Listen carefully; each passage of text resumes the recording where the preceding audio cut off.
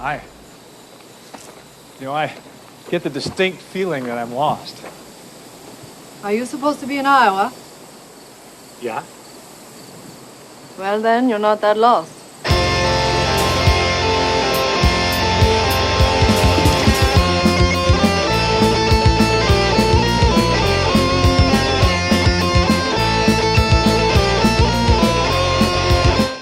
Let me just you okay there? Real quick.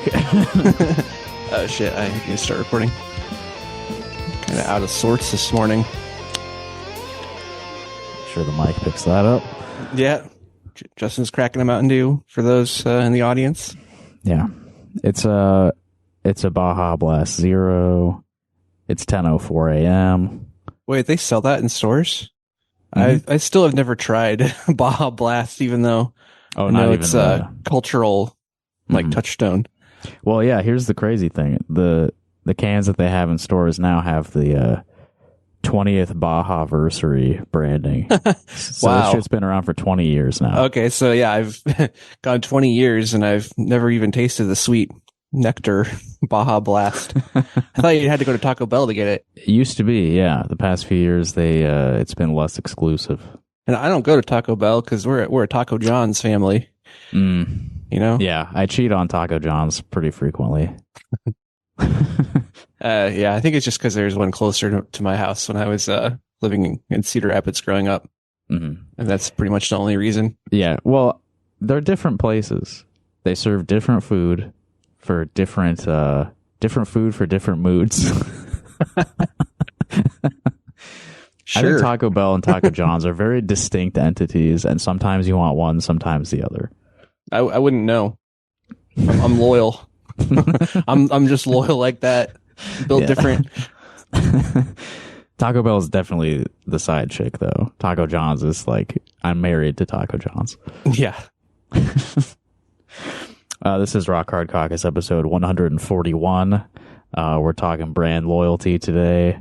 We're talking about our favorite fast food chains. That's what the show is all about, is free market capitalism in the fast food industry.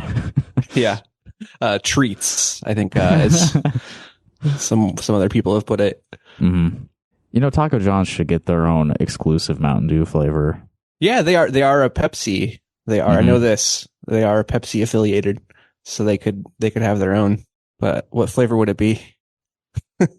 I guess there's no. Was Baja Blast really from the Baja Peninsula? Like, well, it's sort of like, I know you've never had it, but it's got a bit of a lime flavor to it. Oh, That's okay. Kind of what's going on there. Okay, sure. It tastes a little bit like toothpaste. Okay. I don't know. I feel like there's like a little bit of a mintiness to it. You're not telling me here. I know. So it's a mojito? It's mint and lime? Kinda, yeah. Maybe that is what they're going for. Yeah, I guess that makes sense. Yeah. Taco John's should get maybe like a tomato flavored Mountain Dew. Yeah. Yeah, you got the mojito, you do the Bloody Mary. Bloody Mary Mountain Dew. It would definitely be a novelty. That's something people would try once, right? Yeah, I think you could get a good month of hype cycle out of that. Yeah.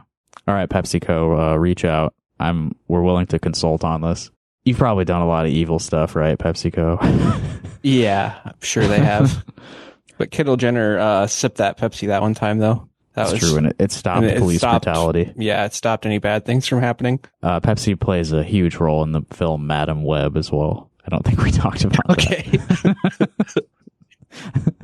The villain is killed by a big Pepsi advertisement. Oh, that's interesting product placement. But yeah. I guess that means Pepsi's the hero of the whole movie. Kind of, yeah. Pepsi is actually the true protagonist. Yeah. And there's some early scenes. I think it was 2003 is when the movie is set. And there's scenes early on where two of the main characters are drinking cans of Code Red very prominently. Hell yeah. Can you buy that? It's always been unclear. I know because they discontinued it for a while. And then I think they brought it back, but I'm not sure. I see Code Red in the stores. Cool. I've had that one. It's pretty good. I used to get that out of the vending machine when I was working in a book bindery. I would like Code Red Zero, but I have not seen that around. I've heard rumors of it. Oh yeah, Chuck added me to a Mountain Dew fan club Facebook group. This is what we intended to talk about on the podcast. This is what we were planning to talk about. Yeah. But yeah, the Mountain Dew group seems pretty awesome. Like, got some talk about brand loyalty. Those people they are addicted to this stuff, you could say. It's very active. There's people talking about all of the like regional exclusives, and they're like organizing like trades where they mail each other their local exclusives. They have like inside sources at like PepsiCo distributors all across the country to alert them of incoming like new drops. They have uncles who work at the Pepsi factory. They go on StockX and buy limited edition 24 packs. Yeah. There's like well, actually we have our local exclusive is the Casey's Mountain Dew Overdrive. Never and heard that's of it. Limited to the Casey's market. It's fruit punch flavored. Okay. It's like there's only so many flavors. I don't know There's how many. only so many fruits. Yeah. That's why they got to do the tomato thing. Yeah. Tomato is a fruit. So it's a fruit and they've never tried it. So yeah. Okay. Do we want to talk about politics? Maybe. This is a show ostensibly about the politics and culture of the state of Iowa. Evan and I have lived here. Well, Evan's lived in Iowa his whole life. I've lived in Iowa most of my life. So we are experts on Iowa. Mm-hmm. You could say that. We've been immersed in the culture. A recent subject that we've had to discuss multiple times against our will, to our frustration. Yeah, we've had to discuss it. Yeah, the persecution of local Satanists. They had a display put up in the Iowa Capitol, a holiday display. The Satanic Temple is a national group that a large part of their activity is sort of doing sort of like satirical protest to like point out the lack of separation of church and state. So if there's a situation where like a nativity scene is put up in a government building, they'll apply to put up a little statue of Baphomet, which is what they did here in Iowa. And a guy... Satanativity, I think is what they call it. A guy from Mississippi drove up here in December and made a big show of destroying the satanic display to prove his credentials as a warrior for Christ. Just showing up and doing vandalism. I'm pretty sure he thought he was going to get like famous and he was going to just be a conservative grifter off of it, which that's kind of what I thought. Yeah. Too. It doesn't I don't know how that's working out for him. He's got the racist GoFundMe, right? Right. And again, I forgot what the real name of that is. That's all right. I keep thinking Hatreon, but that was like the Patreon for Nazis. That's so funny. Hatreon? Yeah. Yeah, I was expecting a little bit more of a media career for this guy, but it hasn't really taken off. I know he's done a few interviews and stuff, but like, shouldn't this guy have a TV show on the Blaze network by now? Yeah. I guess there's some like weirdo conservative stunts that are just even too weird for them to even care about, you know? Like, who's paying, like, I guess we did talk about Laura Loomer recently on the show, but like, who's really paying attention to Laura Loomer these days? Yeah. Or like people like that, just like the lowest tier of conservative grift. Well, there's a new development in the story of the guy from Mississippi, Michael Cassidy, that was his name, who drove up and destroyed a statue of a goat's head. And this is from Paul Brennan of Little Village. Mississippi politician who smashed the Satanic Temple display at the Iowa Capitol seeks to have hate crime charge dismissed. So because he did a crime because of against a religious group, like it is, you know, it does qualify as a hate does. crime. I mean, you can't really be like, I hate your religion and I'm going to destroy one of its relics. Like, I think maybe you should consider that before you do that sort of thing, you know? Yeah. There's statutes against that. Yeah, it's, you know, as much as we've struggled with how to really talk about this. Like, they are indisputably a religious group. Yes. Yeah. There are a certain number of sincere believers out there. Absolutely. So, yeah. And even if I think the Satanic Temple is one who, like, they don't like literally believe in and worship the figure of Satan, but it's like it's a collection of, you know, principles, you know, ethical, moral. Yeah. You know, it's like way closer to just like tenets. secular humanism than anything. Yeah, it's secular humanism with some symbology. Yeah. And that's a religion, sure. Yeah, absolutely. Yeah. Who's the arbiter of what's a religion and what's not? I think that's dangerous territory. Yeah, I mean, ask L. Ron Hubbard. All right, so on Friday, the attorney for Michael Cassidy filed a motion in Polk County District Court arguing, among other things, that the hate crime charge violates Cassidy's First Amendment rights. Okay. Speaking of dangerous territory. Yeah. That's the one that they're using against you. You know, the First Amendment's the one that they're using to, charge you, I think. Yeah. It's my right to free thought. Well, actually, that's how they kind of get into this.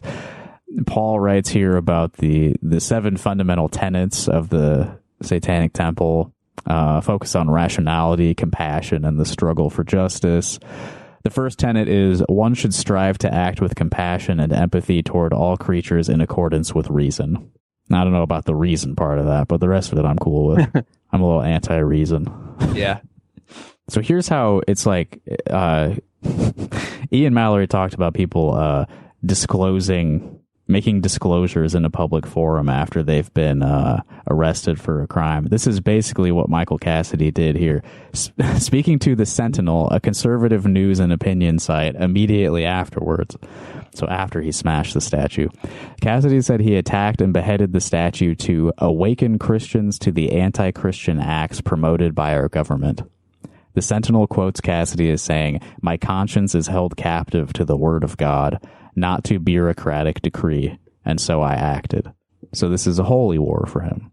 He's giving statements to the media, clearly laying out his motive for committing the crime, which... Yeah, the anti-Christian Iowa legislature, like... Yeah. Well, unfortunately for Michael Cassidy, it's bureaucratic decree, which is now violating his First Amendment rights to break a statue of a goat's head. So he was initially charged with 4th-degree criminal mischief, like in the immediate aftermath. But then once he started doing interviews and shit, the Polk County Attorney's Office subsequently amended the charge after determining that the value of the property damage done by Cassidy was greater than first estimated, and that the motive for his actions meant the criminal mischief charge qualified as a hate crime. So it went from a misdemeanor to a felony because of his admission that he did this for religious reasons. Yeah, but also that goat head is really expensive. Must have been like, does it have like diamonds and like engraved in there? Yeah, I don't know if the value is actually mentioned in this article, but I'm sure that can be found. Yeah, it's a goat head made out of a bunch of, it looks like little squares of mirror. I don't know. I think the value of the labor put into creating it has to be taken into account as well. That's true. All right, so his argument that the hate crime should be dismissed is what I find most interesting and funny about this. Cassidy's attorney argues that the hate crime enhancement of the criminal mischief charge should be dismissed because hate crime laws are unconstitutional. So they're just going big on this. Like, all hate crime laws are unconstitutional. That's the argument. I mean, given the court systems, given what judges are appointed where, maybe they have an argument that will be taken seriously. Yeah. In my recent experience in court, it seems like defense attorneys are not often allowed to argue that the law in question is unconstitutional. I feel like that has been expressly forbidden at the trials that I have observed recently. They're trying to do jury nullification for Michael Cassidy, I think. Yeah, I would love for this to go to the Supreme Court. God. I would hate for that to happen. Never mind. We'd have to keep talking about it then. That's true. That's true. Because this case seeks to punish Cassidy's thoughts It cannot withstand constitutional muster as it violates the First Amendment, which protects the freedom to think. But that doesn't. How does that? Okay, come on now. It's his actions, not his thoughts. I Right. mean, you can say Right. you like hate a particular religion, like that's protected, as long as you don't like start doing crimes against people of that religion. I think you're probably Yeah. covered, right? Yeah, I think for the most part, speech is pretty well protected unless you're like making direct threats or like inciting violence, inciting criminal Yeah. stuff. And his attorney is Sarah Pasquale, possibly related to the drummer for Chuck E. Cheese's band. Yeah. What's his name? Pauly Pasquale. I don't remember his first name, but Pasquale I remember for sure. He sits in front of the brick wall. You know, he's a drummer. The other characters are like animals and a monster, but he is just an Italian man. Yeah. Oh, and that's when they did like the COVID ghost kitchen thing. That was Pasquale's Pizza, I think. That's right. Yeah, I Getting think that's deep in right. brands, fast food brands. This episode. Yeah, there was actually a John Oliver segment about the history of Chuck E. Cheese recently. I'm not a regular John Oliver like watcher, but I had my friend Chris sent me that one. I had to watch that. Yeah, that's right up your alley. I like watch those old Rock-afire Explosion videos where they like sync it up to like modern songs and stuff. It's pretty funny. Yeah, it's very good. That came up in the John Oliver segment. Yeah. God, what's that guy's name? I don't remember. But the guy who 'Cause like they just like refurbished all those old Rock-afire ones into Chuck E. Cheese's, right? yeah, there was brand unification, I think was the term that they used for it. Yeah. There was Showbiz Pizza and Chuck E. Cheese, and I feel like there's a third one of those. But anyway, Chuck E. Cheese won out in the end, and the old Rock-afire Explosion was discontinued. They were fired, put out on the streets. Yeah, had their robotic skin replaced with like some completely different characters. Mm-hmm. Yeah. Aaron Fector, I think is the name of the Rock-afire Explosion guy. Oh, he was like doing like some crazy conservative rants too? Like I'm Yeah, pretty he's sure been that doing guy's for like the last few years. damn. I follow him on Twitter because I love the animatronic stuff. It's very cool, but he is also just like a nutcase. Yeah. Anyway, But at least he's got his puppets, his animatronic puppets to keep him company. Anyway, the attorney for Michael Cassidy is like the granddaughter of Pasquale from Chuck E. Cheese or something. And she's arguing that hate crimes are unconstitutional. Paul Brennan here goes into detail a little bit. The U.S. Supreme Court upheld the constitutionality of hate crime laws in a 1995 decision in a case challenging Wisconsin's hate crime law. A unanimous court rejected arguments like Pasquale's with an opinion written by conservative Chief Justice William Rehnquist. So, and the Iowa Supreme Court has also seen cases where they upheld the constitutionality of hate crime laws. So, not that means it can't change, but the current There's precedent. right. Hate crime laws are constitutional for now. I wouldn't be surprised if there's a movement against that, but in the filing, Pasquale calls these decisions misguided. Pasquale also argues that even if the state's hate crime law is valid, it should not apply to Cassidy's actions for two reasons. First, because the statutory language uses the word person. It cannot be used on criminal mischief committed against property owned by an organization. Interesting. So if you like burn down a synagogue or something, that's not a hate crime. That's not a person. It's not a person.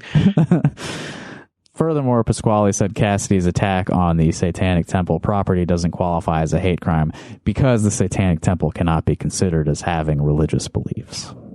We already kind of talked about that. I don't think that's a discussion that they should really get into. Probably not going to fly. Yeah.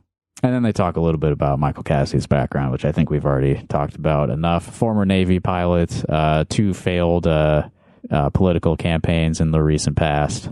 He did not make a court appearance on Friday. So he can drive up here to break a statue, but he can't show up for his own court appointments. Trial scheduled for May, so I'll keep an eye on that. That might be fun. Shit, maybe I should try to go. I can do that now. Yeah, you can do that. I know how to be a real member of the media. Yeah, and most importantly, you get weekdays off. Sarah Pasquale, I was very interested in learning more about her because she's making news for arguing against the constitutionality of hate crime laws. Like, this seems like an attorney that maybe people should be aware of. I found her on Instagram. I'll read to you her bio real quick. Animal mom of 6.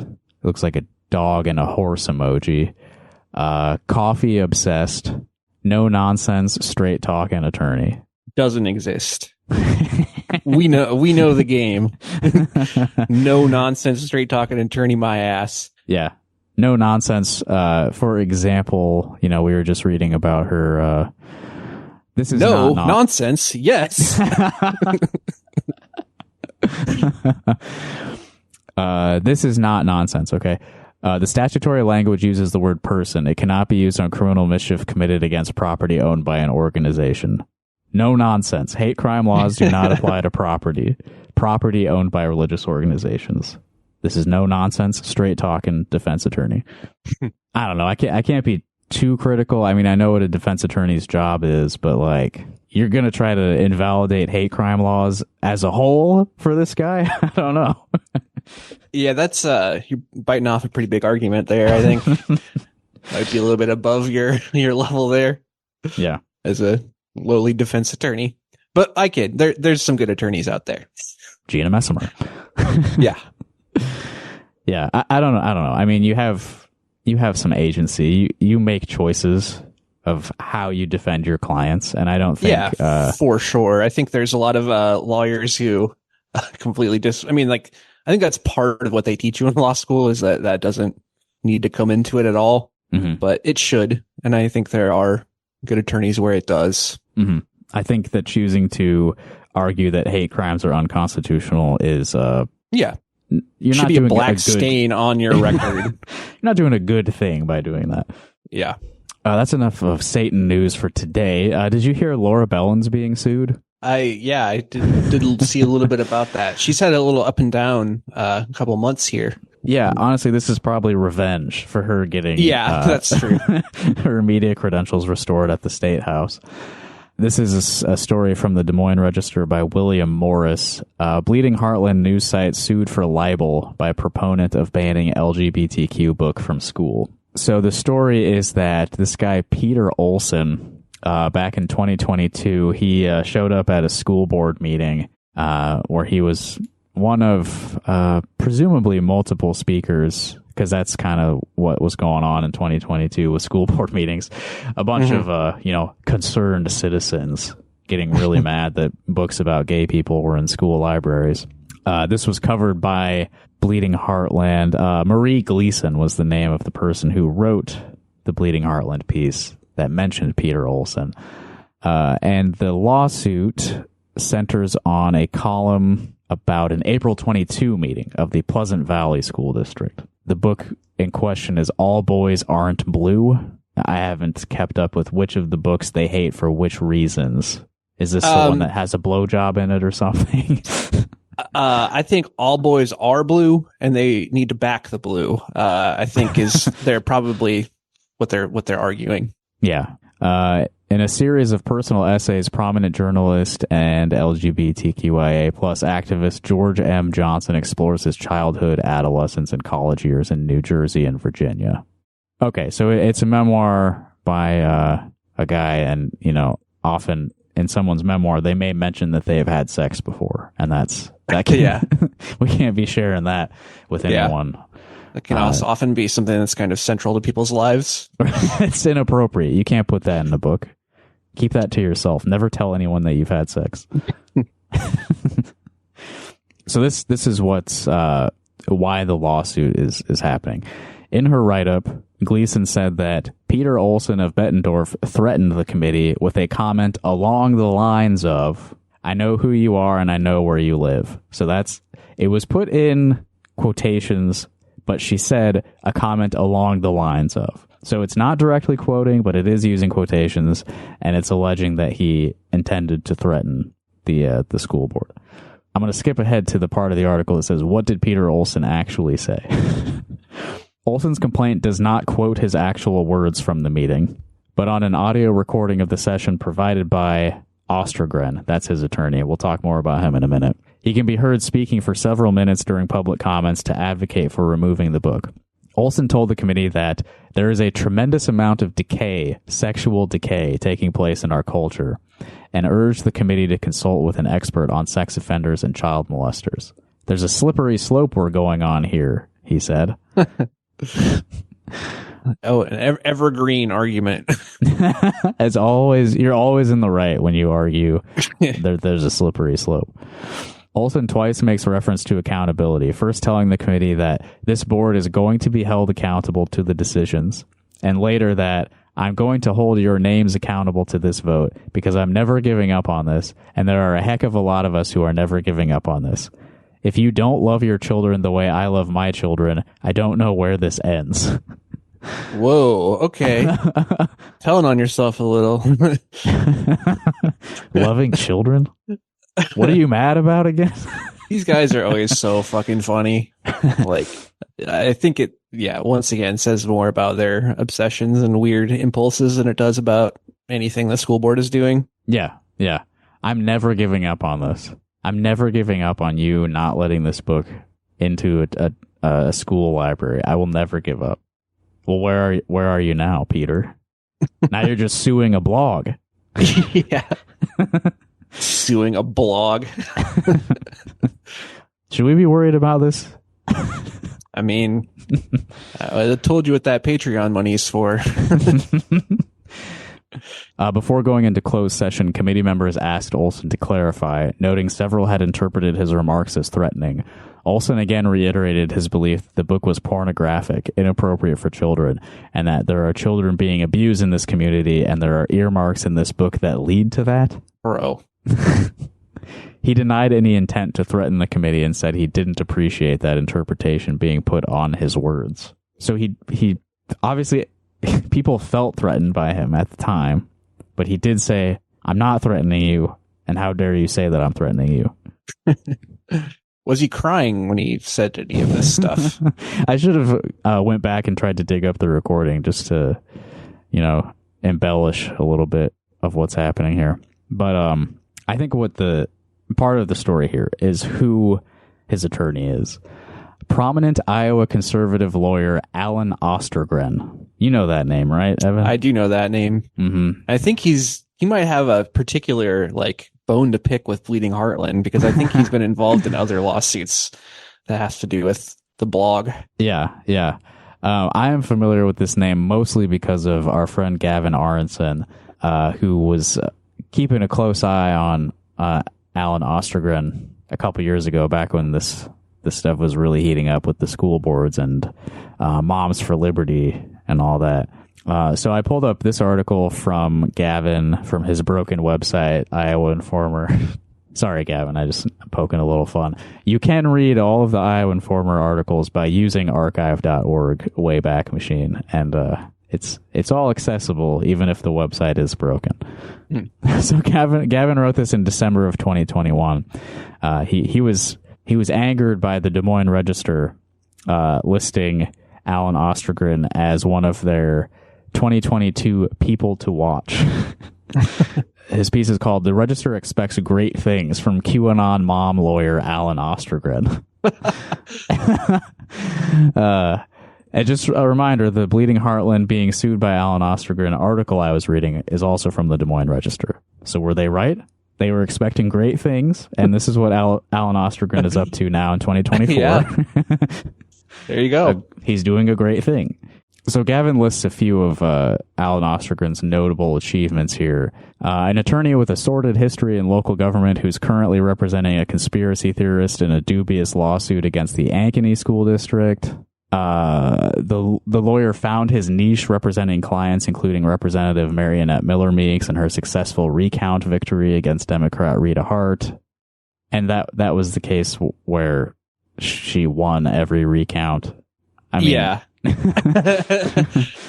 You don't have to go there, but it wasn't that much of a battle, I don't feel like. Yeah, I don't know. He also was representing parents who were suing school districts over mask mandates. This is what's really funny here.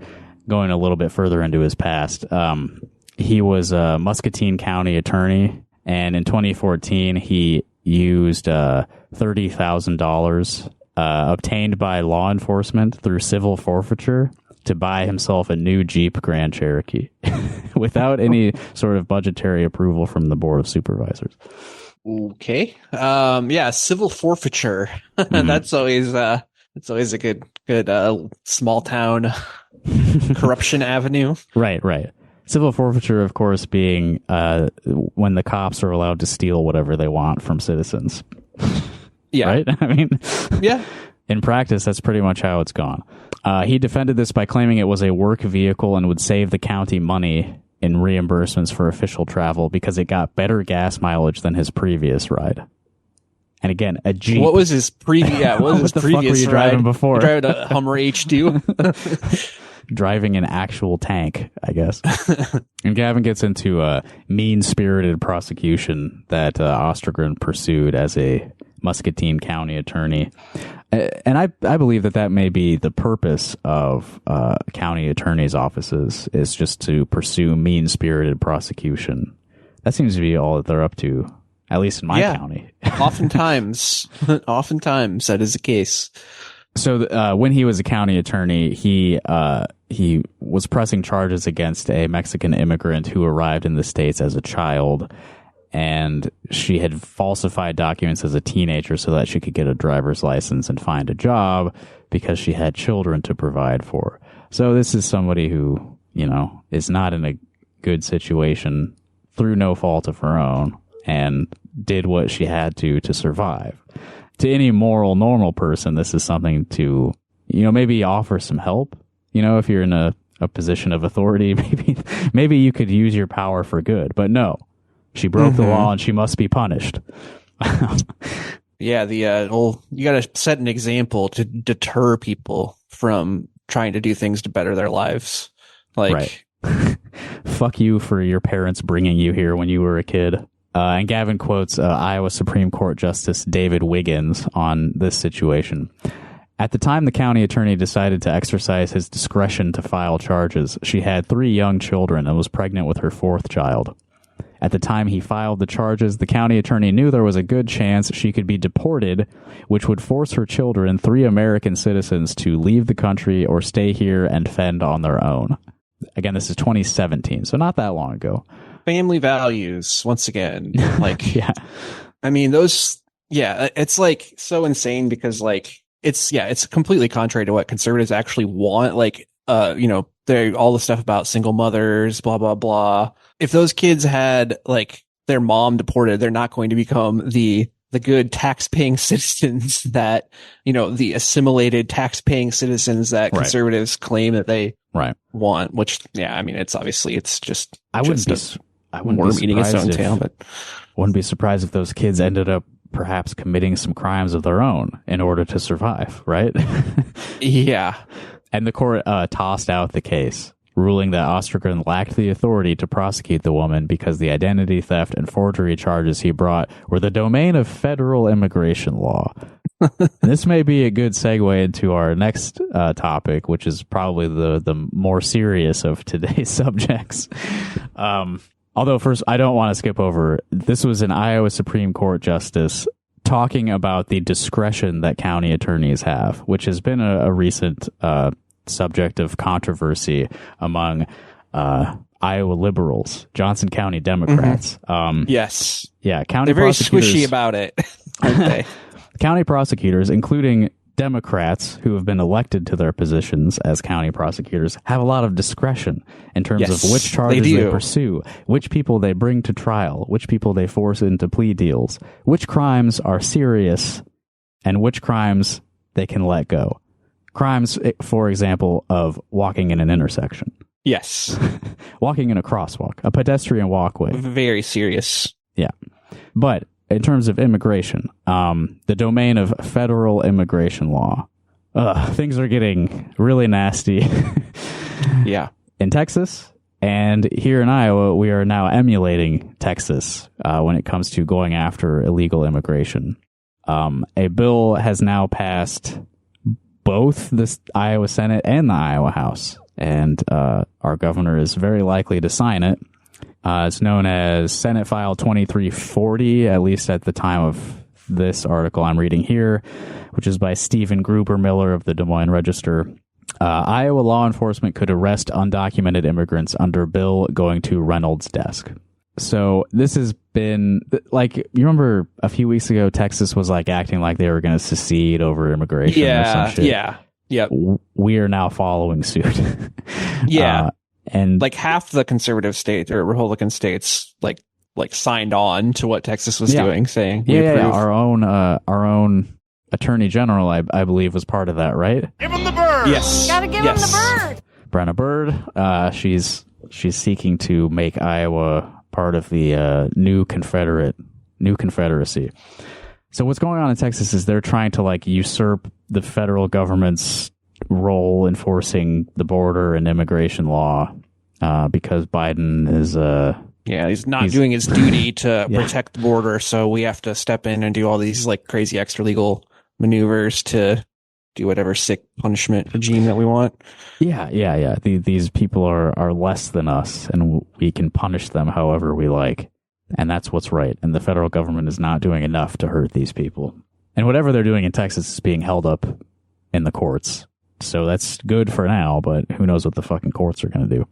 But we haven't let that deter us, even though the Texas law is being challenged on constitutional grounds. Well, we're going to do the same thing.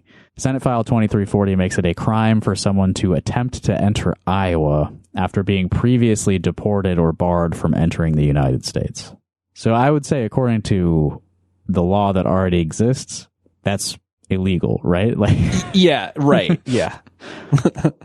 But now we got to be real specific and say, if you come here to our state, it's double illegal. And this is championed by Representative Stephen Holt of Denison. Yeah, that's another figure haunting our podcast. An evil man. Fucking Steve Holt. Yeah. Arrested Development ass. Not the fun Steve Holt from Arrested Development. Yeah. He doesn't shout his own name joyfully. He looks like he might be the kind of guy to do that, but I don't think, that's not substantiated. Yeah. These, local government types, they're more into quoting like The Office or Parks and Rec. I don't think they watched Arrested Development. Well, Republican ones are not quoting either. Well, maybe. They might be quoting like Last Man Standing. Dwight Schrute, Ron Swanson. I guess those are their guys, but oh man. God, how insufferable would that be? I was looking at tweets by Carter Nordman this morning. He's like that really young kid that's in the Iowa House. I think he's a representative, not a senator. Yeah, Representative Carter Nordman. Mm-hmm. God, just imagining him like quoting Ted Lasso in the State House or something. So, quote from Stephen Holt: "The status quo of federal government failure is unsustainable. I believe that in order to protect our communities and our state, we must push the envelope, and that is what this legislation does." So, first of all, I just want to say, like, I don't believe that immigration is like destroying America. No, I think it's good, actually. Yeah, like the problem is that the problem is that we like force people coming into this country to like live a life in like the underworld of our culture and economy. Well, the real problem is that like 95% of the people in this country have to scrap and fight for whatever means to survival they can. And then when it comes to having immigrants coming into the country, then everyone, like feel like your job is threatened in a lot of cases, like especially like rural communities. Like it's definitely a big phenomenon, obviously. And there's a lot of historical precedent for bad things that can happen as a result of that sentiment. But it's definitely a real thing. Like I know a lot of people like to talk about like, economic insecurity isn't like that's not why fascism, like that's not one of the main reasons that like fascism can take hold. But it absolutely is. It certainly is. It certainly is. Yeah. And to do this here in a big agriculture state is like just not acknowledging reality. Yeah. It's funny too, because you end up with all like the like more like principled libertarian types being like, no, like immigration is good. We want a bunch of cheap labor that we can exploit. Right. To make to grease the wheels of our economic engine. Like it's contrary to any like good economic policy. Yeah. It's horrible from both ends. And like they get into this in the article too. Like there's quotes from Representative Sammy Sheets, who's a Democrat, who is, mostly good on this issue. It mentions even here his mother's an immigrant, his partner's an immigrant. But the quote from him is, illegal immigration is a serious problem that requires action, yet the approach laid out in this bill misses the heart of what it truly means to address this issue with compassion, wisdom, and effectiveness. Okay, that's a mostly good quote, but is it a serious problem? Is illegal immigration a serious problem? It's a serious problem in the sense that, like, people come here and are treated like shit and, like, have to hide themselves from everyone and, like, falsify documents in order to work and live. And the same companies they're giving tax breaks to are the ones that are hiding, like literally working to hide their illegal immigrant workforce. Sorry, their undocumented immigrant workforce. Right. And then there's a quote from another Democrat near the end of this that I dislike much more than the Sammy Sheets quote. Yeah, Jennifer Comforst, who is the House Minority Leader. She's representing Windsor Heights. Republicans want to talk about immigration because they think it's a winning issue for them. The bottom line is if they really wanted to talk about immigration and really wanted to fix the problem, they'd be reaching out to their Republican delegation in Washington and asking them to come back to the table since they walked away. Yeah, they needed to pass that super racist compromise bill that Biden offered them. Right. Biden's worse than Trump immigration The only proposal. reason they didn't do it is because Biden offered it to them. Right. That's yeah. Oh my God, I hate it. They've chastised Republicans in Congress for killing a bill in the U.S. Senate that would have created a new mechanism to shut down the border if illegal crossings reach a certain threshold. That's part of that Biden proposal. And this is all fake, by the way. We don't really have the resources to like completely shut down the border. That's insane. Absolutely not. Yeah. It's like the build the wall thing. Biden was doing I'm going to build the wall. Yeah. Basically. Basically the number one campaign promise of Donald Trump 2016 that they were all talking about how racist and stupid it was 8 years ago. Biden's like, yeah, I'm going to do it for real, Jack. We got to take care of this immigration problem. Yeah, it's obviously not a priority for them. Evil. The bill creates a new crime of illegal re-entry into the state, which applies to anyone who has previously been deported, removed, or denied admission to the United States. And then here's a quote from Steve Holt. This is a nuance that maybe people haven't noticed, but it's sort of a second offense bill. They have to have already been identified as having been in the country illegally. So that's a nuance that people are missing, is that this makes it a crime to do a crime twice. It's nuanced. Yeah. So I guess this prior to this bill, the crime would be an aggravated misdemeanor, but this would rise to a Class D felony. So up to 5 years in prison is what it's saying here. And it would rise again to a Class C felony, punishable by up to 10 years if the person was arrested for allegedly committing another felony. So it's like a combo bonus. Yeah, just like a multiplier in a fighting game. Yeah.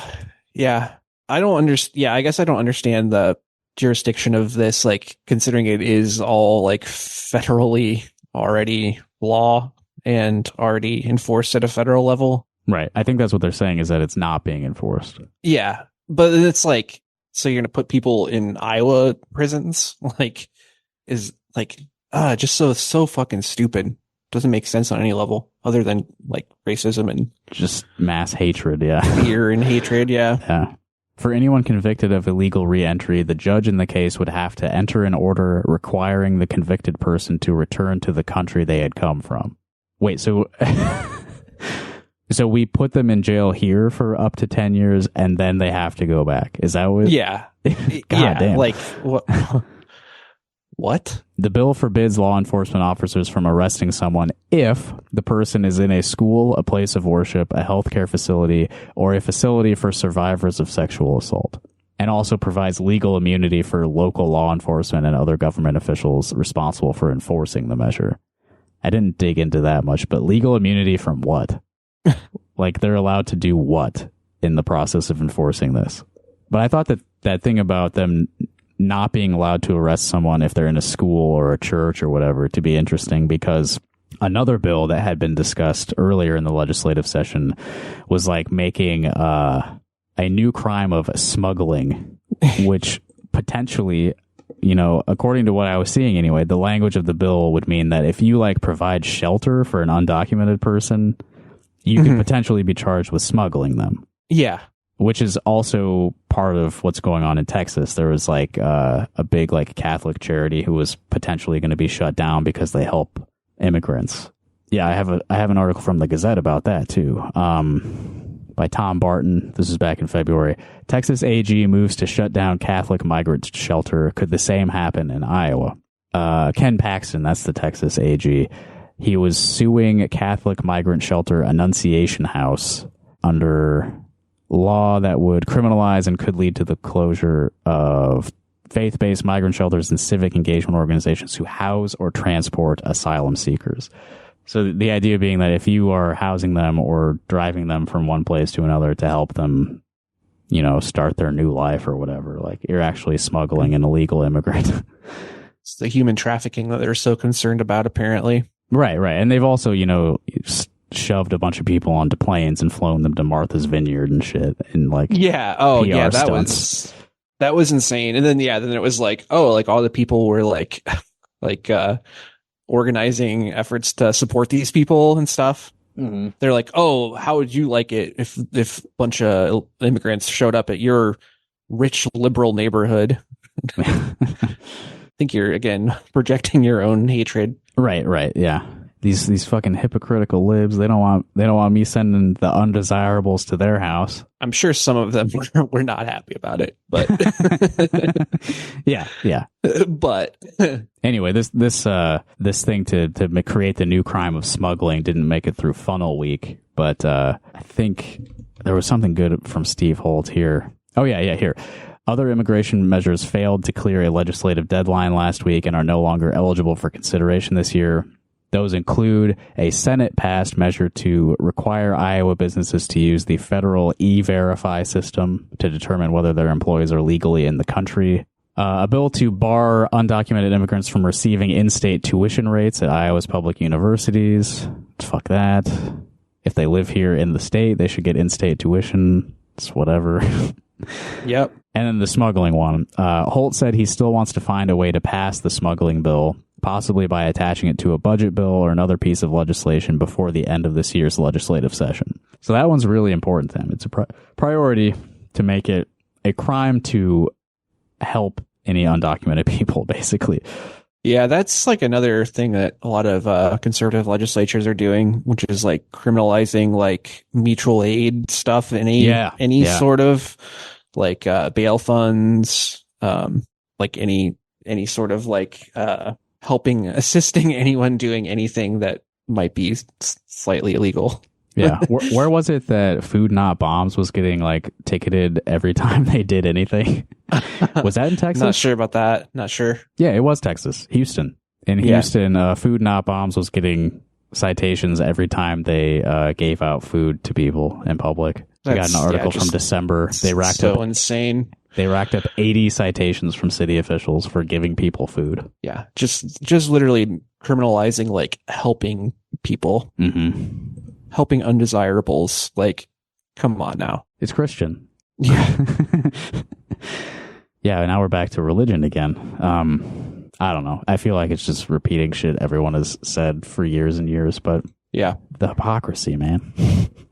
But this bill that did pass, that the governor's probably going to sign, which makes it illegal to re-enter Iowa, this was passed by the House most recently, 64-30. 3 Democrats voted for this. So if you live in Urbandale, Waukee, or Council Bluffs, you are represented by a Democratic shithead. John Forbes of Urbandale, Keenan Judge of Waukee, Josh Turek of Council Bluffs. I'm not sure why these three guys voted for the anti-immigrant bill. I know Urbandale and Waukee especially are very white cities, so I don't know if that has something to do with it. One Republican, though, voted against it. His name is Brian Lose of Bondurant.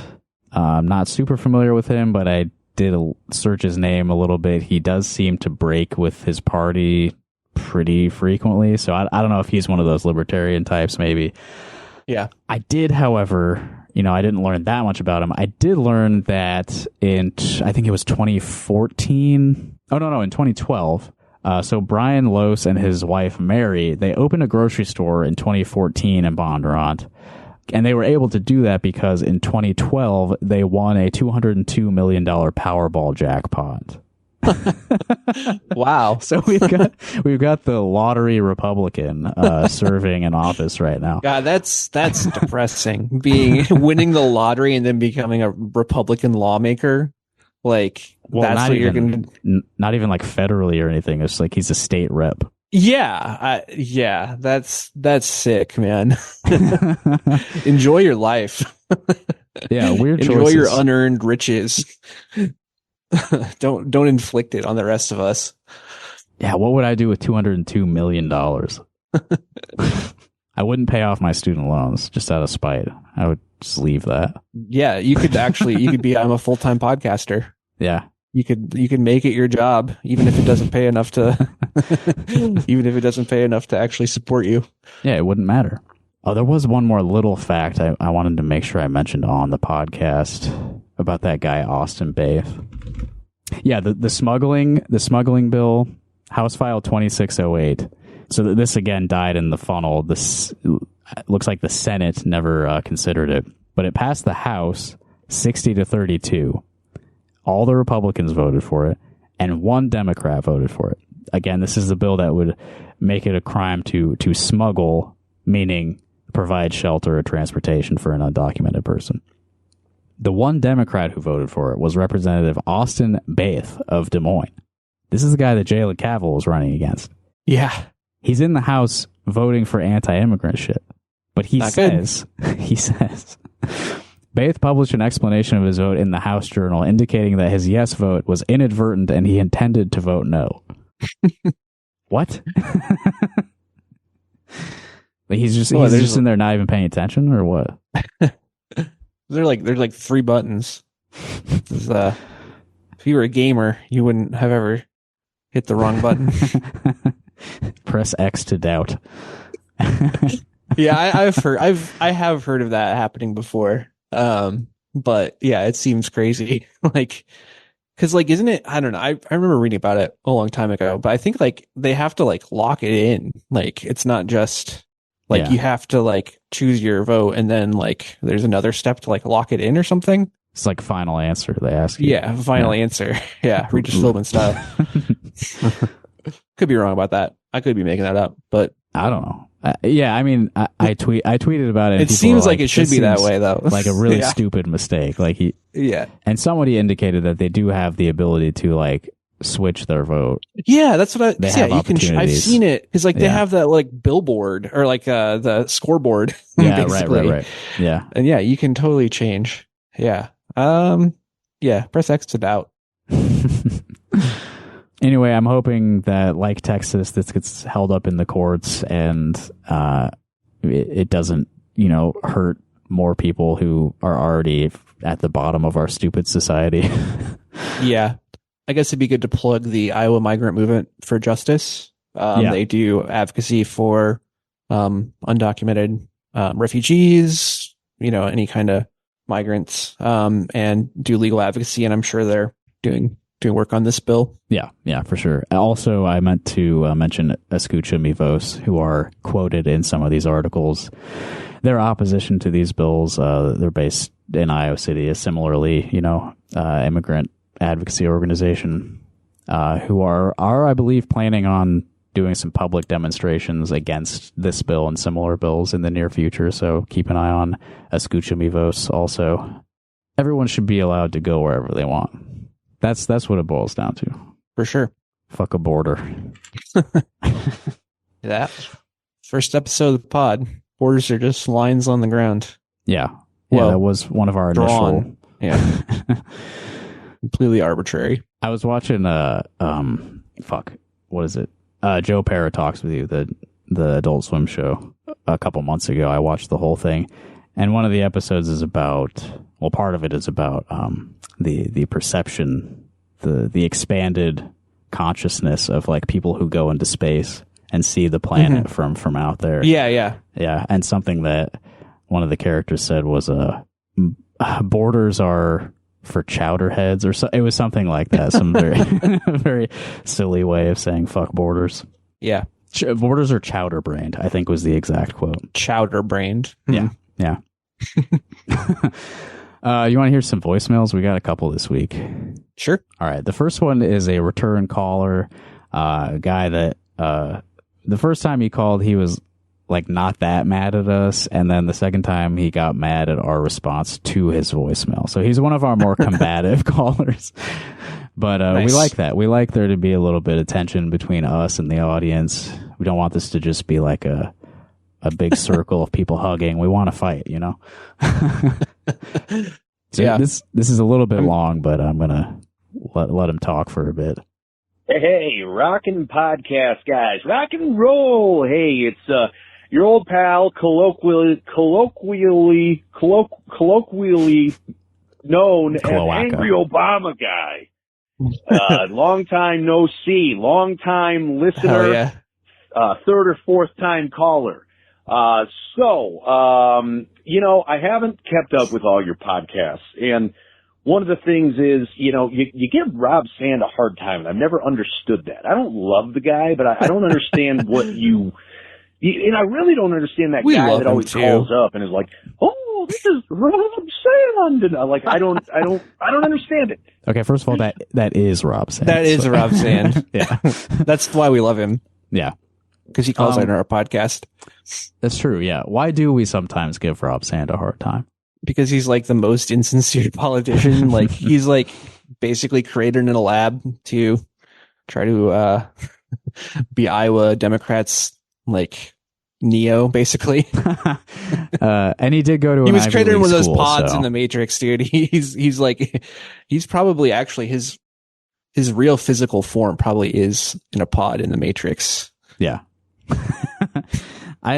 I will say I don't like totally hate him or anything. Like he sometimes uses his position for good, but there's this sort of false public image that he presents, and marrying into big family money in order to have a political career. And he went to an Ivy League school and basically pretends he's like just a down home fella. Yeah, he acts much stupider than he actually is in order to pander for votes, which is annoying.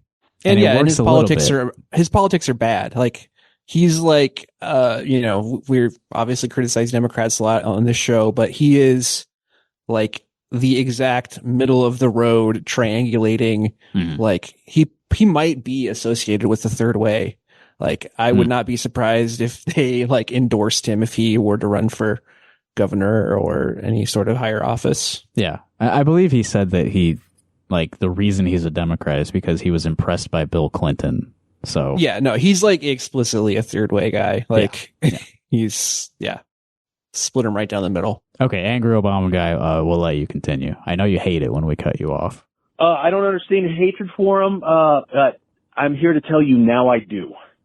Because on March 4th, he made the most obnoxious Facebook post in the history of Iowa auditors, I guess. I don't know. Now, you may have heard there's this Caitlin Clark woman. She's broken some records in the game of college basketball. Kind of cool, I guess. I don't know. I don't follow it. Kind of cool. Yeah, she broke the record of a guy named Pete. Okay? But Pete, he broke that record back when there was no three-pointers, and I don't know, he only played for 3 years. I don't know. So Rob takes to the Facebook to basically prove that Caitlin Clark is better than Pete in some, and here's where it gets like, he starts using all this math garbage. It looks like Satan equations to me. I don't understand it. He uses abbreviations. He doesn't even like really talk about what those abbreviations are, like FG. I don't know what FG. I don't know. You can read it. Go back and read it yourself. Anyway, Field goal percentage. Is that? Oh yeah, there's Thank you. field goals in basketball. Yeah, that's when you I shoot forgot it in the about hoop. It's a field goal. Yeah, I did in fact pull up this Rob Sand Facebook post, and he's right. It's really annoying. Probably the most annoying in the history of Iowa auditors, because I don't think the previas auditors were posters. That's like right? that's like a record. That's like one of those records that gets broken every day, every day that he's in office. Because I bet you I could go back and I don't know. I think I might be able to find more cringe ones than this. I also don't follow. I'm not a sports guy, so I don't like. Good for Caitlin Clark, but I don't care, honestly. So Well, I mean, this is just another example of him pandering. Yeah, for sure. Because she's like the biggest thing right now. Yeah, and just being like ultra defensive about like someone that like everyone literally universally loves. Wait, shit! Didn't he post about Taylor Swift? I mean, too? there's like, probably. I'm pretty sure he did. Yeah. So let me read his post. This is from March 4th. A lot of haters want to find reasons to belittle Caitlin Clark's record. But Pete played before the three-pointer. But Pete only played 83 games. Those are in quotes, like he's making fun of the haters. I don't know who Pete even is. Pistol Pete Maravich, bro. Okay, a previous record holder, right? Yeah, like from like the 60s, maybe.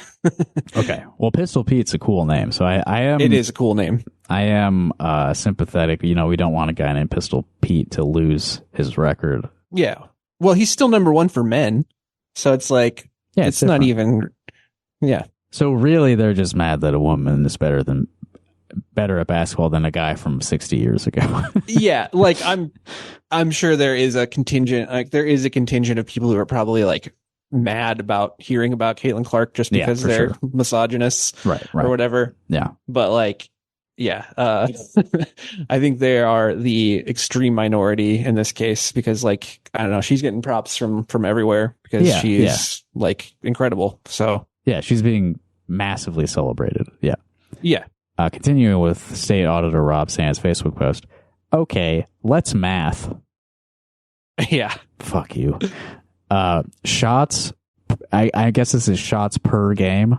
Yes. Like shots divided by game. Pete, 38. Caitlin, 20. FG percentage. So that's field goal. So that's like how many shots they've made versus attempted. Yes. Pete, 0.438. Caitlin, 0.465. Games played. Pete 83, Caitlin 130. Caitlin threes made 509. Holy shit. She's made 509 3-pointers. Yes. She's incredible. Without the 509 third points, assume she shot 38 field goals for 83 games. Yes.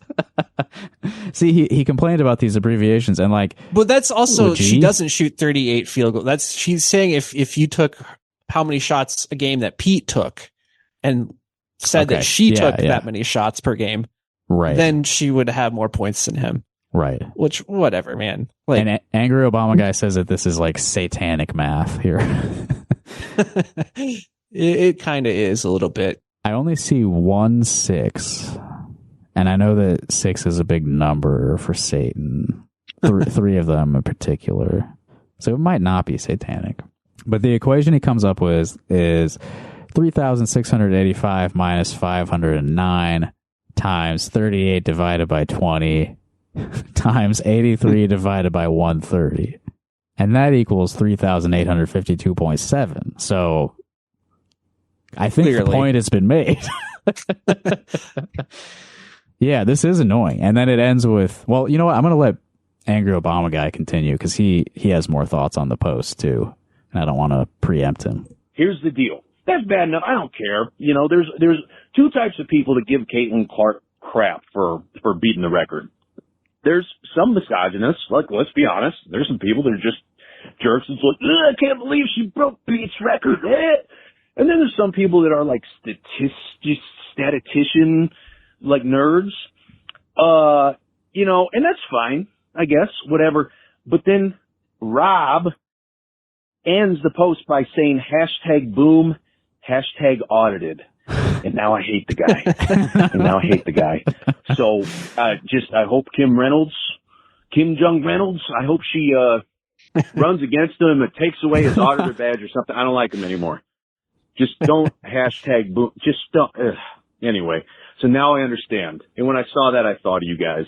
I'm going to try to listen to your show more. I don't know. Maybe you explain why you don't like him. I don't know.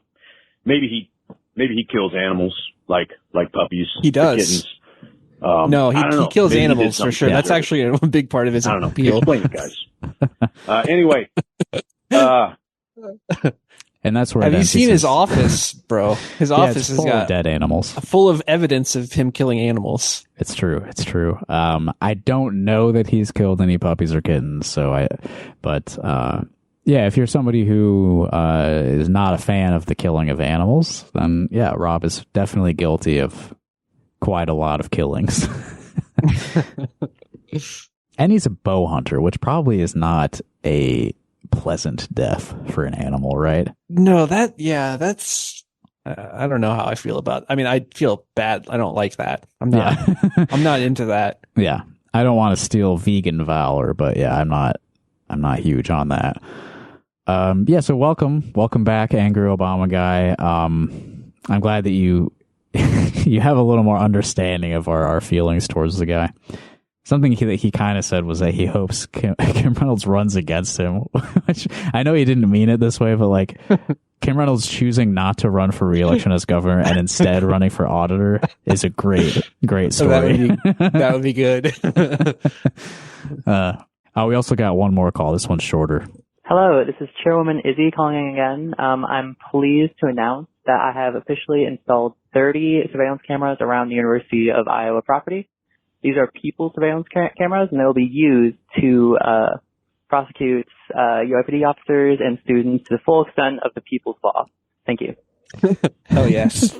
Thank you, Izzy. Yes, it is. For many of us, it's been a recent revelation that the University of Iowa Police Department has a bunch of cameras just all over campus, just collecting data of like any car that drives through the campus.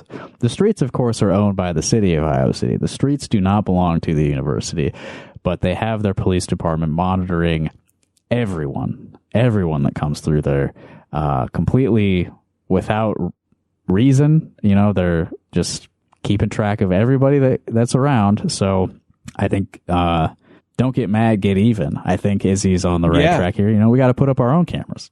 Yeah. Under cameras our own for control. The people, by the people. Yeah. The people's surveillance. You know, fight fire with fire. We got to surveil as well. You just can't escape it in this world of big tech.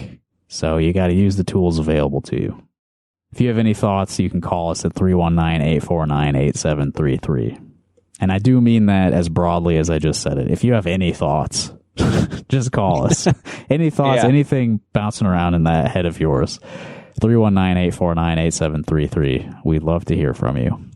We've also got a P.O. Box if you'd like to mail us anything. P.O. Box 5336 in Coralville, Iowa, 52241. Do you have any events to plug, Evan? I do not. Cool. The Iowa City DSA is now coming to me to plug events on the show too. So now, hell yeah. Now the DSA has recognized us as an event plugger. Hey, we can get on that too. Yeah. And this is not solely the domain of the Iowa City DSA. They're just the ones who talk to me about it. There's multiple Southeast Iowa Trans Day of Visibility events coming up in the near future because Trans Day of Visibility, I guess I don't know which day exactly it is, but it's at the end of March. So I think the 31st maybe. But there is a reproductive rights coffee chat, and this will be a Trans Day of Visibility special. So I guess they'll be discussing trans issues in particular at this reproductive rights coffee chat. Oh shit, it already happened. Oh no, it's happening right now. Yeah. So this episode will not be out in time for you to go to that. I'm sorry.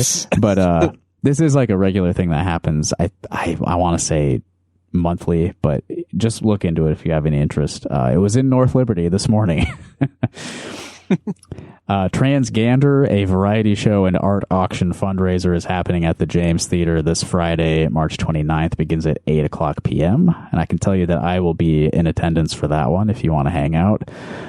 And then on Saturday, March 30th, a Trans Day of Visibility, some Trans Day of Visibility events at Public Space 1. So this will be at the Close House, 538 South Gilbert Street. From 11 to 1, a zine and sign making workshop, or I don't know what to call that. 12:30 to 2, a potluck, and 1:30 to 4, a gamers gathering. And that's gamers with a Y. So gamers who are gay. Yep. A they're out there. Subcategory of the subcategory. Gamer is a subcategory of human being, and gamer is a subcategory of gamer. And Sunday, March 31st, Teach In at Iowa City Public Library at noon, a rally at College Green Park starting at 2, and at 4 p.m., a screening of Tomboy at Film Scene. You can find more info about this stuff at facebook.com/CorridorCan. That's Corridor Community Action Network. That's their Facebook page. Speaking of them, Johnson County Supervisor candidate Mandy Remington is a big organizer of the Corridor Community Action Network events. So if any of that stuff appeals to you, Mandy Remington may be a good candidate for you to vote for. Unfortunately, you will have to register as a Democrat to do so, because the primary is June 4th. You got to be a Democrat to vote in that primary. But whoever wins that primary is going to be the county supervisor, because Johnson County is a blue county and the Republicans never win that seat. You can do on-site registration too, right? Probably. I don't know for sure with the I think primary. they have not. Well, every other primary I've been to, you can. Okay. And I don't think that they have changed that or prevented that from happening, which I'm sure that there's people who want to stop that from happening. Yeah. To be on the safe side, you may want to be registered as a Democrat in advance. And I know it feels bad to be registered as a Democrat. I am right now.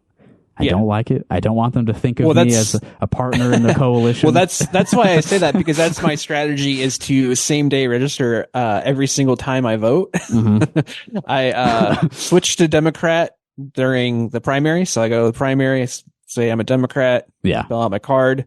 Then when I go to the general later in the year, then I fill out another card saying I'm an independent. Mm-hmm. When I voted for Ryan Binkley, I went from independent to Republican to Democrat in like a week. And I was nervous that the county would be like, they're going to flag you. What are you doing? You're up to something. And I was. Yeah. We have a Patreon if you want to support this show and get extra episodes of the show in return for your money. Patreon.com/RockHardCaucus.